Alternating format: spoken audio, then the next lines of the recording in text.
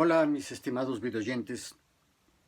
Después de 2 semanas, poco más de 2 semanas, de haber interrumpido la serie de complacencias que estaban destinadas a mi yerno, y más que complacencias eran recomendaciones, eh, bueno, ni siquiera recomendaciones, sino compartir con él y con ustedes, a pretexto de la petición que él me hizo, las películas favoritas de mi vida. Eh, Recordarán que después de mucho darle vueltas al asunto, me di cuenta de que no podía yo hacer un ranking de mis películas favoritas, porque en primer lugar son muchas, y en segundo lugar cambian, ¿no? De lugar, de espacio, en mis preferencias.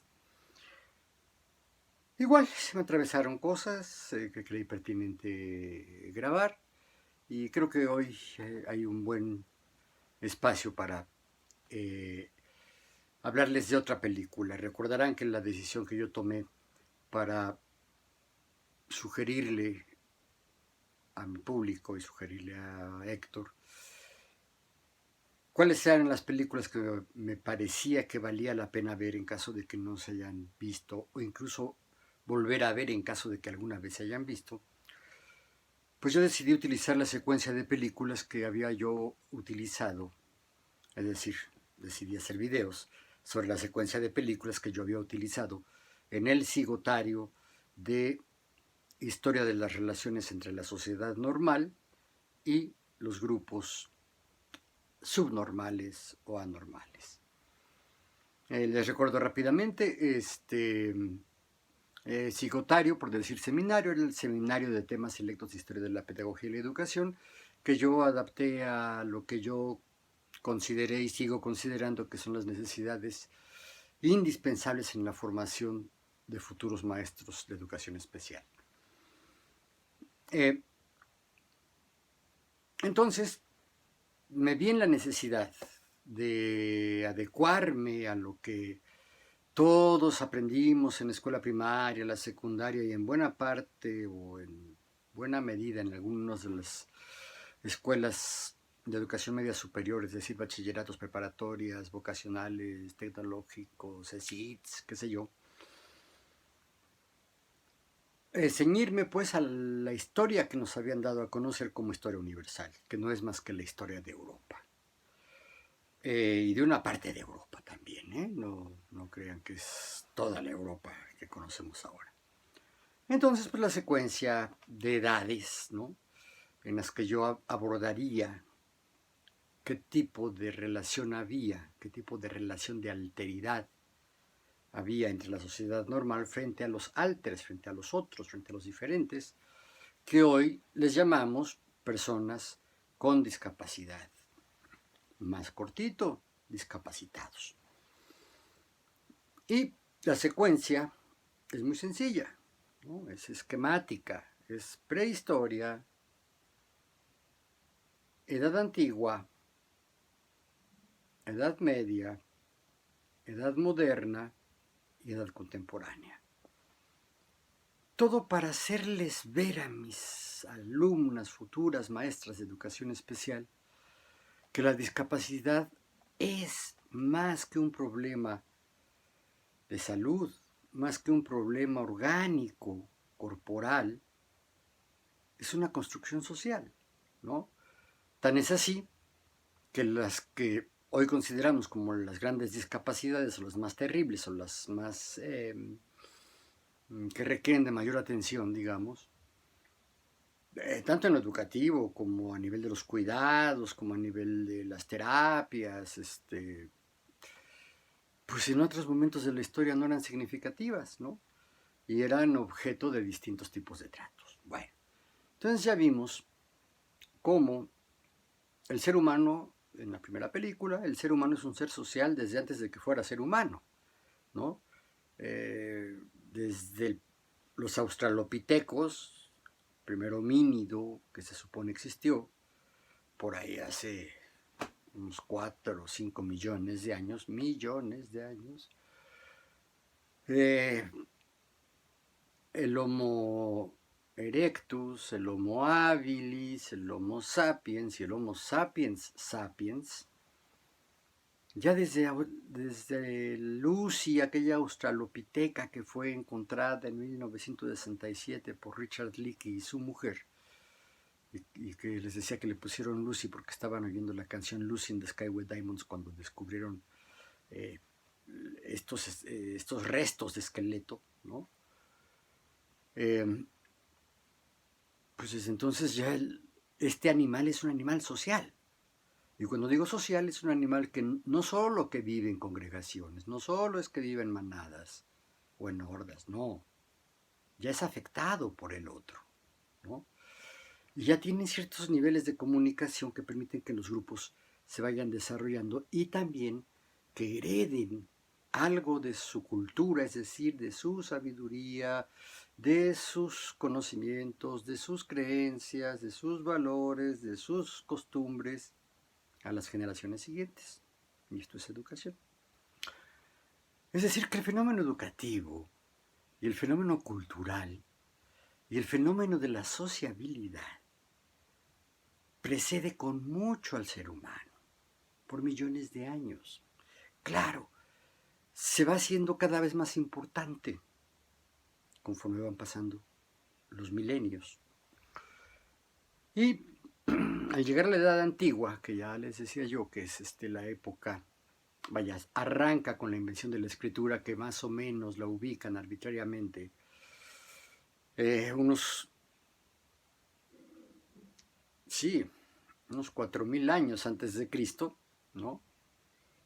Ahí empieza la antigüedad. Y esta antigüedad, a ver, déjenme reviso mis cifras, no es cierto. Esta antigüedad son 4 siglos antes de Cristo, ¿no? Y termina más o menos 4 siglos después de Cristo. Es decir, que la antigüedad no se sabe muy bien, los desacuerdos son enormes, pero sí se cree que duró alrededor de 1000 o más de 1000 años, ¿no? Son minucias de la historia que no voy a entrar ahorita. Yo me apoyé simplemente en esta periodización que me parece que es sencilla, que todas mis alumnas ya la habían estudiado.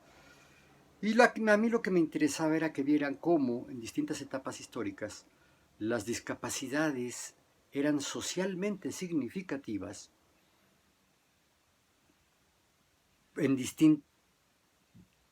eran distintas discapacidades las que eran socialmente significativas. Ya vimos, según lo que se mostró en la Guerra del Fuego y lo que se puede narrar de la vida de los hombres prehistóricos, particularmente cuando conviven los cromañones y los neandertales, pues eran básicamente las discapacidades corporales, ¿no? Las que tienen que ver pues con el cuerpo, con las extremidades, la forma de la cabeza, secundariamente las sensoriales, prácticamente las de la sensorialidad visual, ¿no? Y decíamos, en ese entonces los grupos eran tan pobres, tan carentes de recursos, ¿no? Tan necesitados de sobrevivir, que sus capacidades para sobrevivir dependían de la fuerza corporal, de la habilidad corporal del grupo y sobre todo de los guerreros, de los más fuertes y de los experimentados, los que habían sobrevivido a las muertes muy prematuras que se producían entonces. Pero ¿qué pasa en la Edad Antigua? ¿Qué pasa cuando ya la humanidad, digamos, se civiliza? Es decir, hay dos fenómenos. Se inventa la escritura y paralelamente se va haciendo la sociedad humana cada vez más sedentaria, es decir, se ubica y se asienta y se queda en un espacio y empieza a construir su propio hábitat, ¿no? Aldeas, villas, ciudades, lo que ustedes quieran. Este es un proceso que tarda muchísimo y que nos dejó para nosotros, para la posteridad, monumentos impresionantes, ¿no? Que fueron construidos a lo largo también de centenas y de a veces algunos miles de años, ¿no? Muchos se preguntan, ¿cómo se construyeron las pirámides de Egipto si no había maquinaria? Ya había ciertas maquinarias mecánicas, ¿no?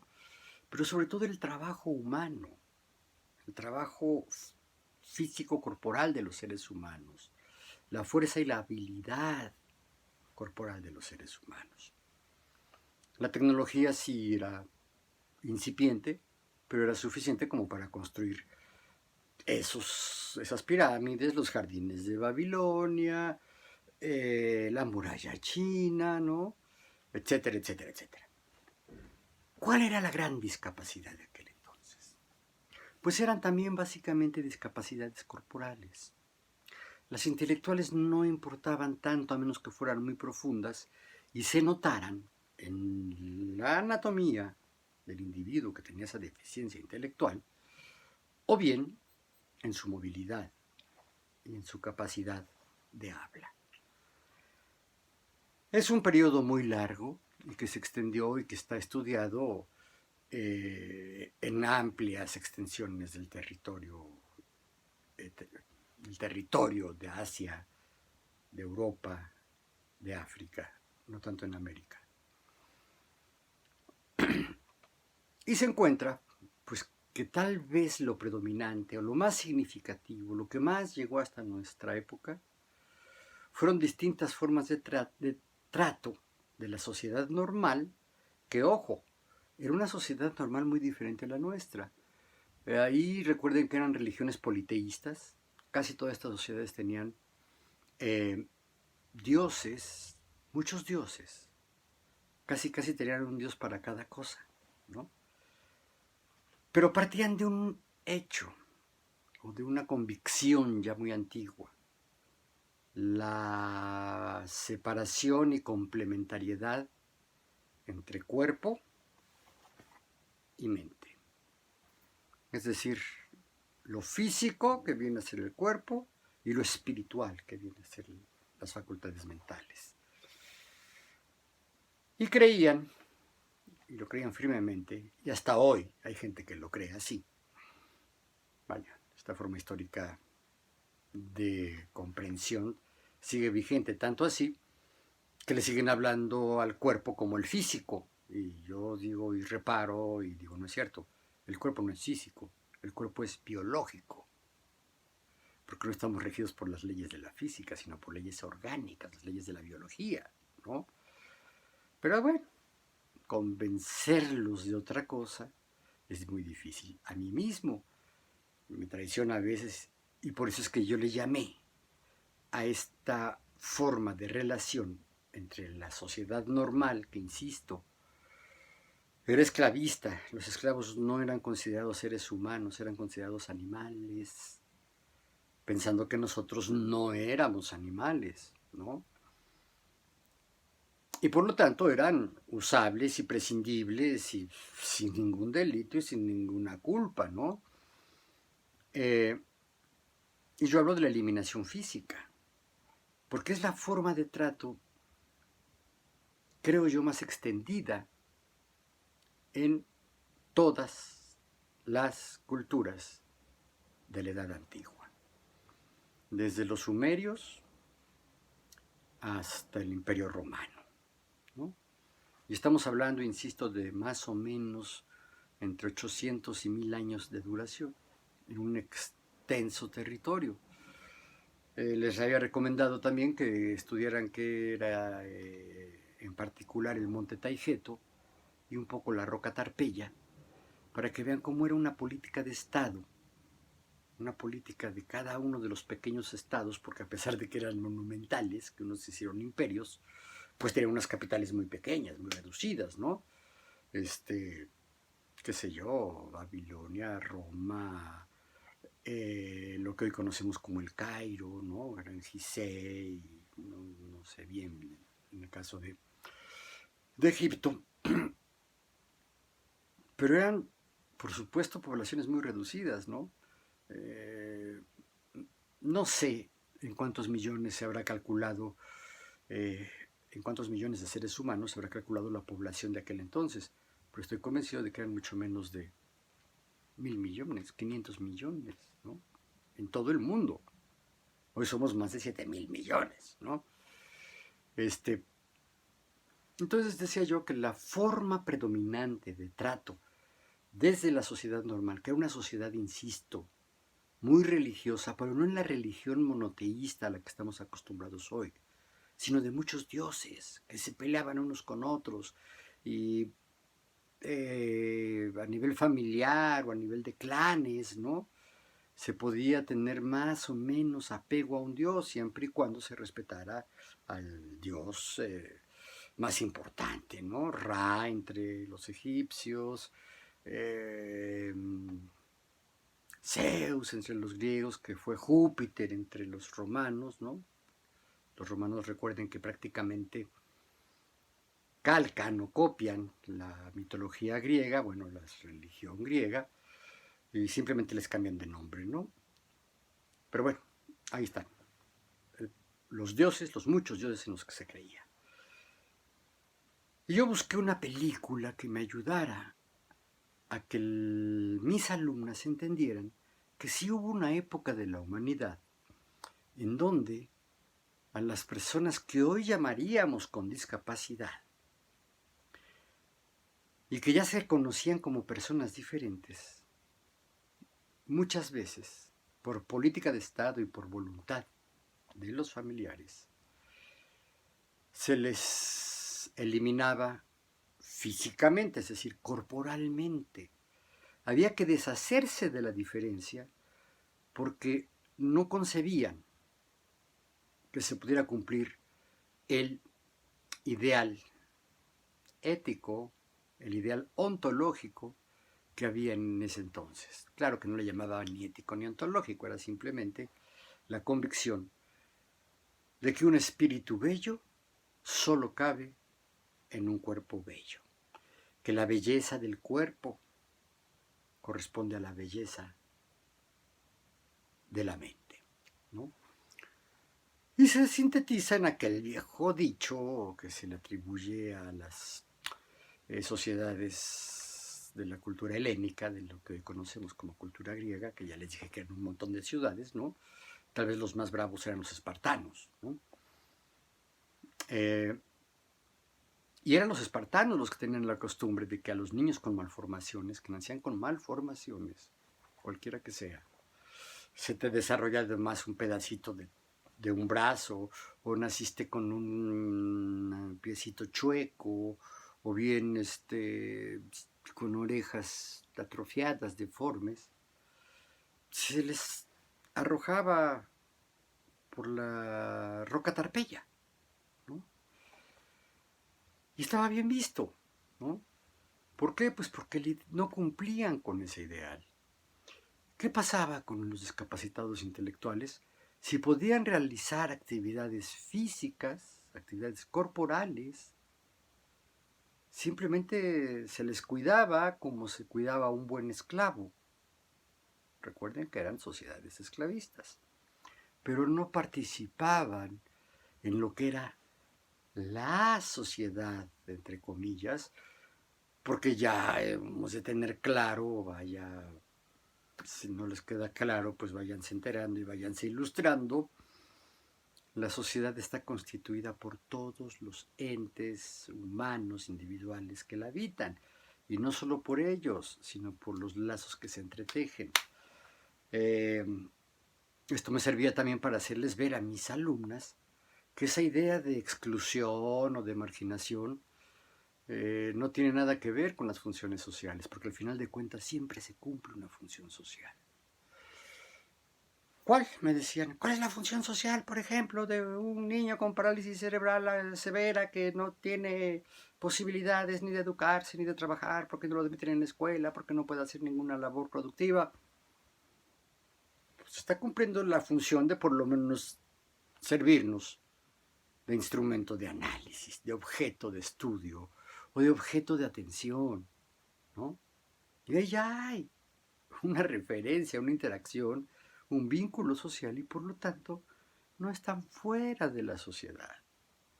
Pueden ser maltratados dentro de ella, sí, pero es muy raro hoy que alguien se atreva a asesinar, a quitarle la vida a una persona aún con estas características. Pero en aquellos entonces no.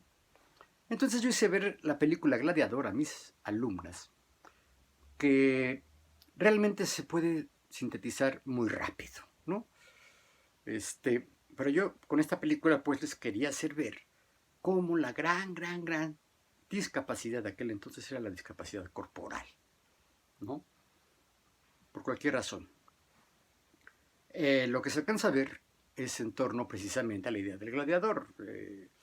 La figura del gladiador ha pasado a la historia como aquellos hombres fuertes, valientes, guerreros, se enfrentaban unos con otros en el circo romano, ¿no? Y miles de espectadores, porque el coliseo tiene cabida para miles de espectadores, ¿eh? Y había distintos coliseos, no sé si se llamaban así, en distintas partes del Imperio Romano. Yo en la ciudad de Zaragoza, en España, conocí los restos de un coliseo chiquitito, donde también se realizaban estos espectáculos, ¿no? Ya sea que fueran personas de religiones diferentes o enemigos de guerra, que se soltaban a la mitad de la plaza y simplemente también se soltaban a tigres, leones, depredadores hambrientos, ¿no? Y era un espectáculo ver cómo se los comían, ¿no? También se ponían a luchar, por ejemplo, enanos, ¿no? Contra gigantes, a ver quién ganaba, ¿no? Armados como si fueran a la guerra en aquel entonces, ¿no? Espadas, mazos, ya no me acuerdo cómo se llaman, esas bolas de metal con picos, ¿no? Lanzas, en fin.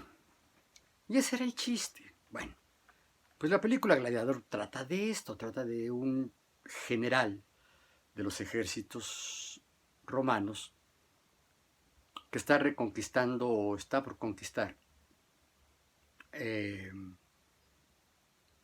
lo que hoy conocemos como Inglaterra, ¿no?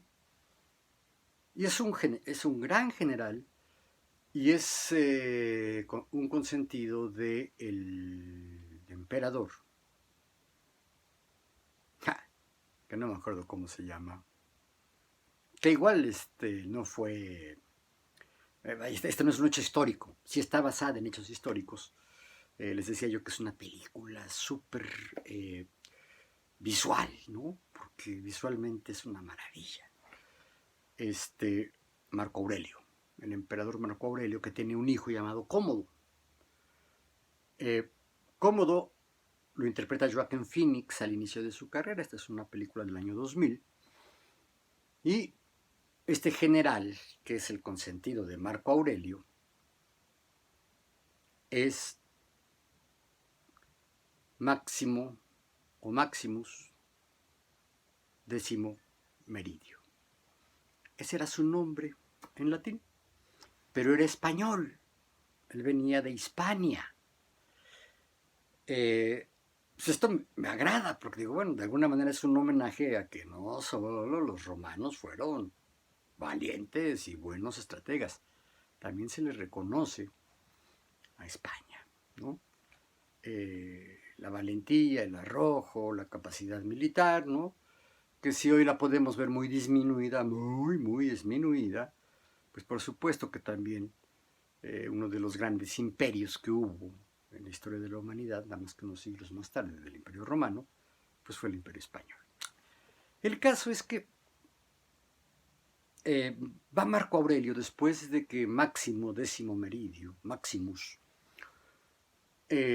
logra derrotar a los anglos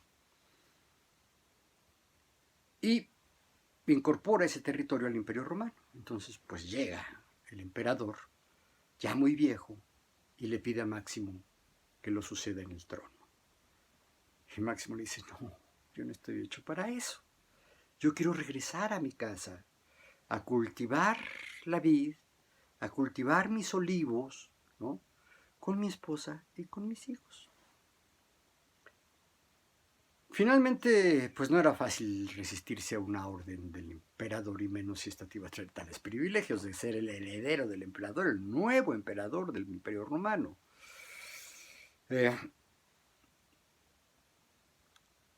Entonces, lo que Máximo, una de las pocas condiciones que le puede poner a su jefe, es que le avise a su hijo Cómodo. Cómodo es hijo del emperador, el heredero pues por vía sanguínea, pero el emperador tenía la facultad de nombrar a quien él quisiera como su sucesor.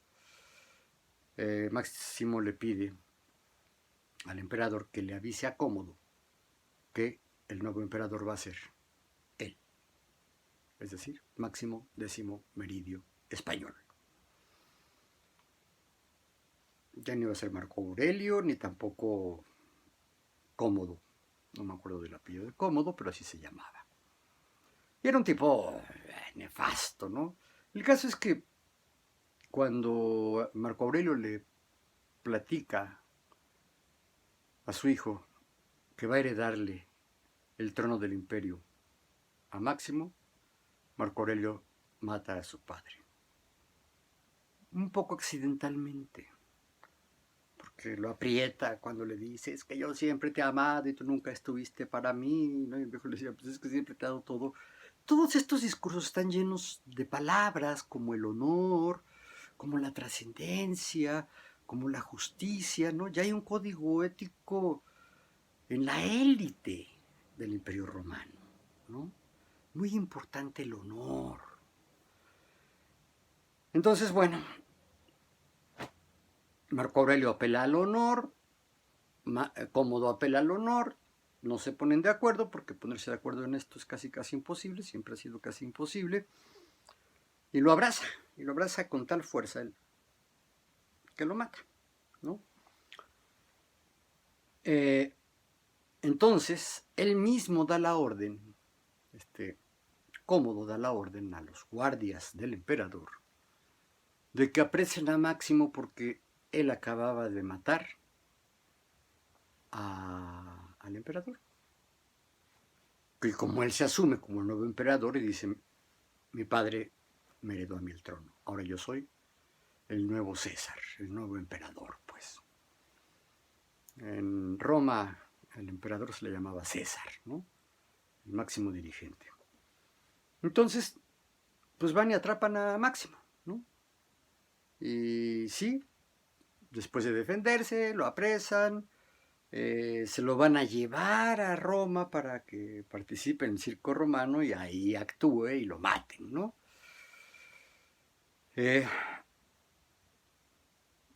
Máximo logra escaparse y se integra ya voluntariamente como gladiador porque su intención es regresar a Roma y cobrar venganza.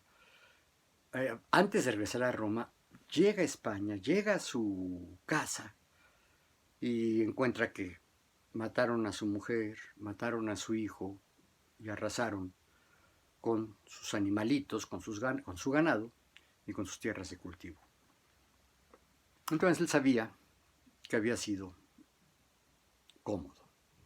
Entonces se enrola en las compañías de gladiadores que cobraban un dineral los agentes que eran dueños de gladiadores porque eran esclavos todos los gladiadores.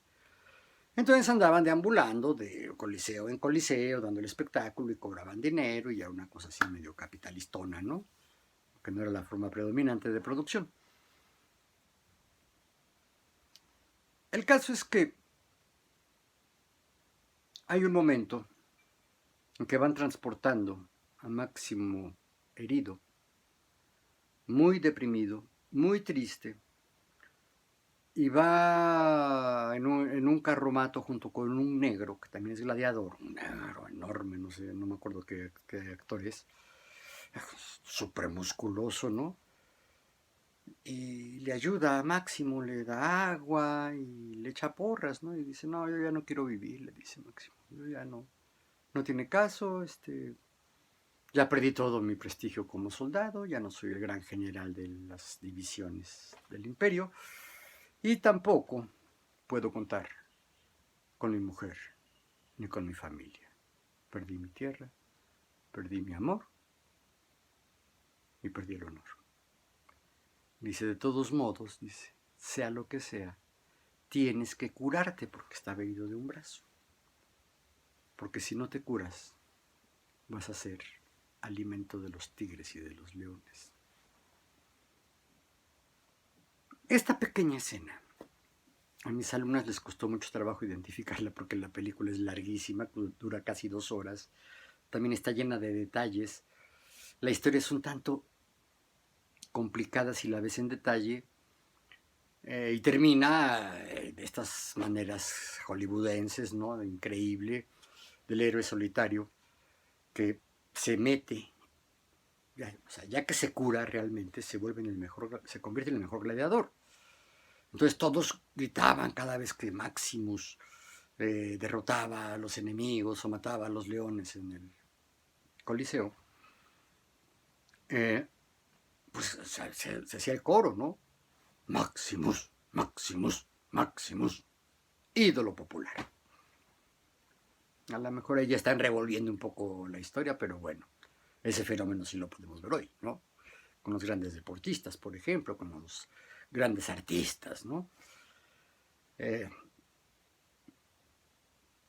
Entonces, él decide y habla con su amigo el negro. Dice, ¿sabes qué dice? Tú y yo somos los mejores. Tú y yo somos casi invencibles, ¿no? Entonces, si nos contratamos con este cuate y lo convencemos de que actuemos como pareja frente a otros grupos de gladiadores, pronto nos llevarán al Coliseo y tú me vas a ayudar a cobrar mi venganza. La venganza también como un gran valor, ¿eh? Su idea era aparecer en una función estelar del Coliseo, que eran encabezadas por el mismo César, en este caso ya era Cómodo, este joven pervertido. Ustedes habrán visto que Joaquin Phoenix tiene una secuela del labio leporino, ¿no? Tiene una cicatriz que le baja de la nariz al labio. No lo afecta para nada, ni para hablar, ni nada, y creo que hasta le da cierto toque de atractivo, ¿no? Creo. Está allí, ¿no? Viene esta escena. Los ponen a pelear con, ya ni me acuerdo, con cuadrigas, ¿no? Es decir, hombres a caballo, ¿no? Parece que vienen de Persia, ¿no?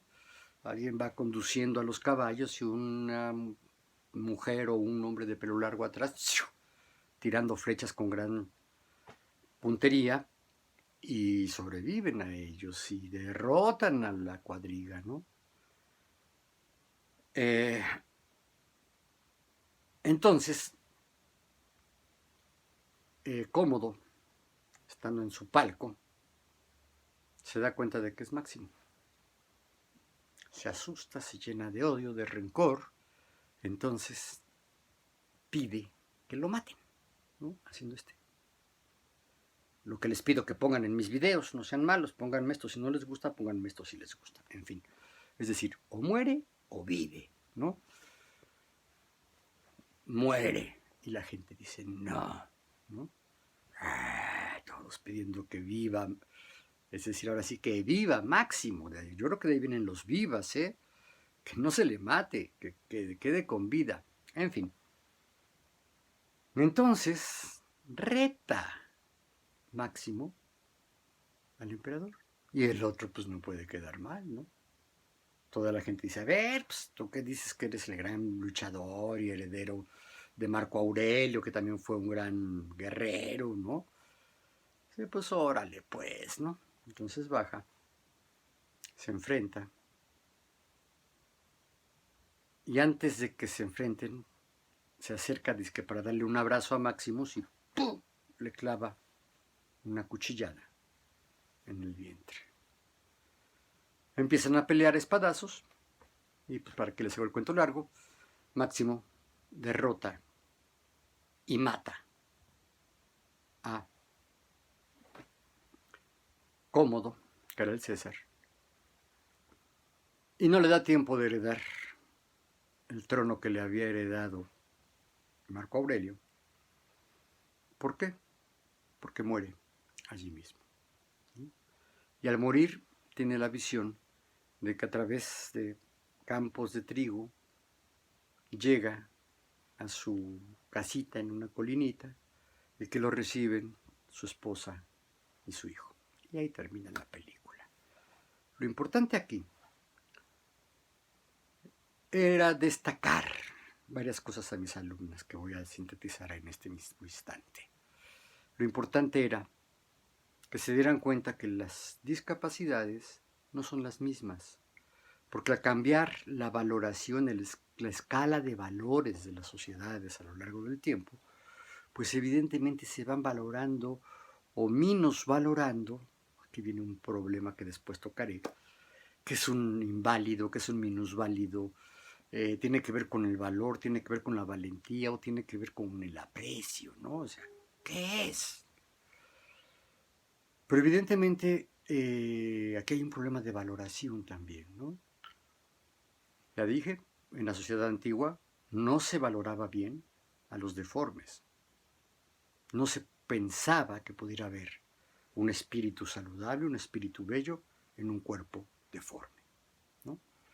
Y por eso las discapacidades físicas, las discapacidades corporales, pues notorias, eran las grandes discapacidades. ¿Y qué merecían? La muerte. Por eso se llama esa forma histórica de alteridad que yo inventé en mi teoría. No la inventé, la construí. Es la forma histórica de alteridad llamada eliminación física intencional.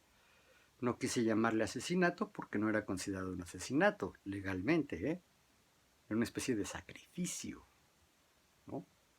En fin, espero que les haya gustado esto.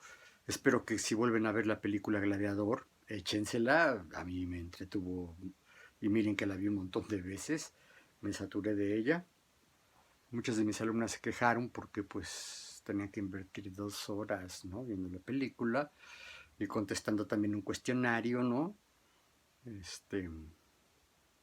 Pero pues bueno, ¿qué tanto aprendieron de esto?